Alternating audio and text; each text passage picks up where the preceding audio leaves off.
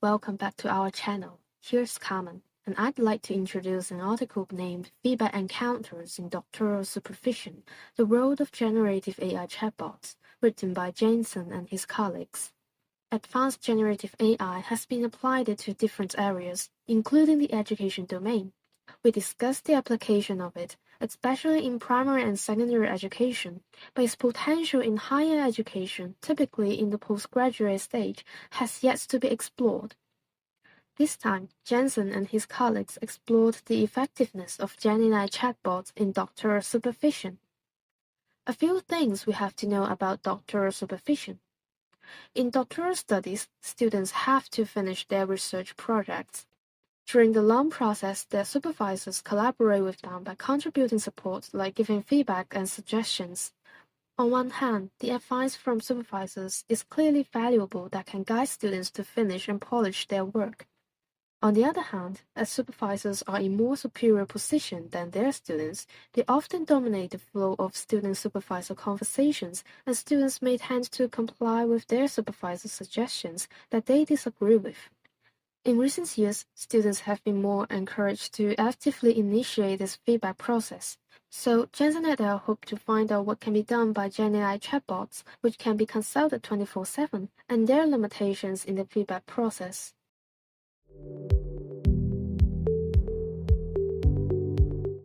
Jensen took his own experience of feedback process as a doctoral student with his colleagues, who were his supervisors back then. Apart from the historical feedback process, the authors also simulated the feedback process between the students and the chatbots to compare the differences between the two feedback processes.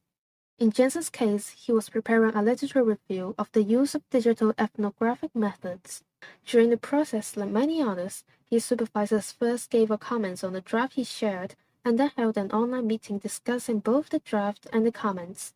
The two separate chatbot encounters were simulated before sharing the draft with the supervisors and after reading the comments left by them.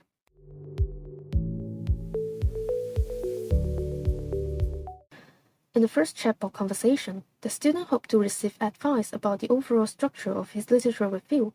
The chatbot suggested various practices like adding subheadings to enhance clarity and structure of his work. The feedback from the supervisors omitted the students' questions about the structure. Instead, the supervisors focused more on the weak argument for the purpose of the review. This unexpected focus guided the students toward a new direction for questions.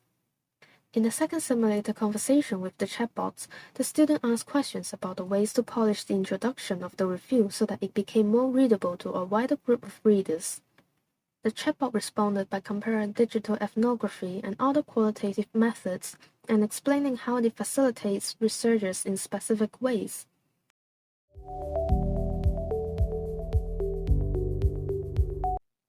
In this article, the author explored the value of each feedback encounter, including the usefulness the student felt and the impact of the encounter on the student and his work. They also suggest similarities and differences between the two methods, especially the reasons for the phenomenon. For the value of the chatbot, first let's look at the perceived usefulness of the 4 feedback encounters. The core judging criterion is the extent of the student considering the feedback useful, regardless of whether it goes against his expectation. The chatbot strictly followed the directions given by the student, providing objective answers like pros and cons of an issue without shifting the focus of the conversation. Even when the student suddenly decided to shift the discussion focus, the chatbot could easily follow. On the contrary, during the supervisor encounters, things didn't go as planned. The written feedback from the supervisors mentioned only what they noticed, while they seemed to dominate the meeting by rejecting the issues raised by the student as the first thing to be solved. The supervisors commented in a more subjective way, often including their own judgments and opinions on the student and his paper. In addition, the credibility of the two types of feedback encounters to the students also matters. The chatbot let the student down as even though it could give out very useful references. It failed to distinguish the topic from the type of his work, resulting in the student's questioning of the fundamental reliability of the chatbot. The supervisors, in contrast, could respond with their many years' experience and professional knowledge based on the actual context. so the student felt that they were more trustworthy than a chatbot. Second, the two types of feedback process impact differently on the student. Throughout the whole process, the chatbot never confronted the main assumption proposed by the student. In its generated responses, it often started by repeating the given context, followed by mild suggestions, facilitating the student's decision-making process. It showed the value of the chatbot in providing more possible directions and contents in the paper so that the student could understand the issue better. Instead, the supervisors frequently challenged the students over the focus of the feedback encounter with a more scholarly language. Not only did they question the assumptions the student held, but also challenged the weaknesses he didn't spot. The feedback from the supervisors went against the student's plan, forcing him to reflect on his manuscript at large. There are definitely many differences between the feedback processes, as a starter, orientation, or the goal of the two encounters. As the ultimate goal of the chatbot was obviously to facilitate the students to finish his draft, we can see it provided solutions to the questions from the student. In other words, the chatbot stressed the production of work, the productivity. The supervisors were a bit different. Their duty, other than helping the student to address his manuscript, was to let him learn self-reflection and evaluation, setting a stage for his future independent research. Another difference lies in the timing of the encounters. During the long paper drafting process, the feedback given by the supervisors often lacked a specific end goal, something like, "Let's see what happens next." The chatbot gave out responses with very clear goals and directions to the students, no matter when the student asked for his feedback. On the other hand, during the feedback process, the supervisors considered more on the long-term efficiency of their advice. They typically look at whether their advice was doable in the context of the student's work and whether their suggestions would affect the students in the future. The chatbot lacked awareness of time. Limited by the partly exposed context input by the student, the chatbot couldn't consider more than, "What should we do now?" The third difference is the relationship between the student and the supervisors, and the relationship between the student and the chatbots. When discussing with the supervisors, they frequently expressed their worries and doubts about the level of difficulty the students might face, which was more like daily conversations than with the chatbots. Besides, only the supervisors were able to share their past experiences in similar situations with the student, but not the chatbots.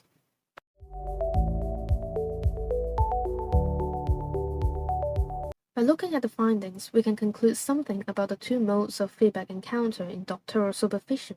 When compared to the chatbot, the process with supervisors can be more challenging to students, as the flow of encounters is less controllable than those with the chatbot. In Jensen's case, the domination of the supervisors seemed acceptable, but we also have to be aware that it doesn't represent any other cases. Yet, although students can largely control the conversations with chatbot, it also means that the chatbot is unable to talk about things that the student never input, lacking objectivity. For supervisors, a big advantage is that they can offer long-term assistance considering fully the context of the student. They are able to give accessible advice to the student, allowing the student to actually learn but not just get the things done. During the whole process, the trust between the student and the supervisors can be fostered, and the student build up connections with academia.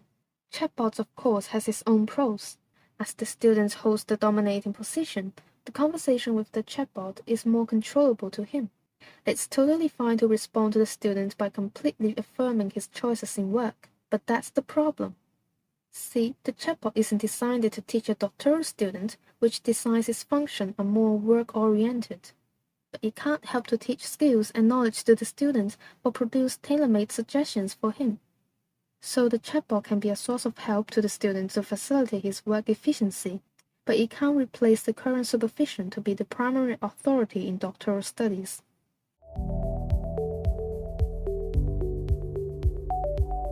In conclusion, the two feedback processes have their pros and cons. Still, even though the chatbot can be a powerful tool for people today, it can't fully substitute for the important teaching and connecting roles of supervisors in doctoral studies.